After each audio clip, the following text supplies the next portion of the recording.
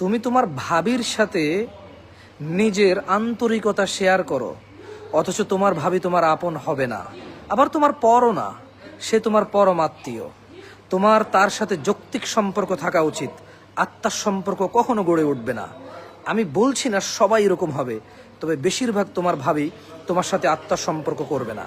যেমন তুমি একটা উদাহরণ নাও, তুমি মনে করো তোমার ভাবি তোমাকে মায়ের মতো আদর করবে, বড় বোনের মতো আদর করবে, বড় ভাই মায়ের মতো হয়, নানা কত কিস্সা কাহিনী তুমি বলো, আর তুমি মনে মনে তার থেকে অনেক বেশি কিছু আশা করো, আর তুমি যা আশা করো তা তো তুমি পাওই না, বরঞ্চ তুমি এর উল্টাটা পাও।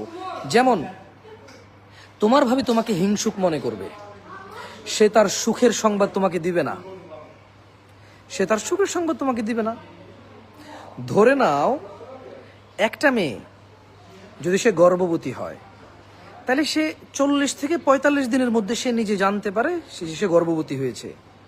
দেখা যাবে তোমার ভাবি এটা সবাই যারা তার একেবারেই আপন, সে যাদেরকে মনে করে সবাইকে জানাইছে। তুমি জানতে পারবা কতদিন পরে? 6 মাস পরে।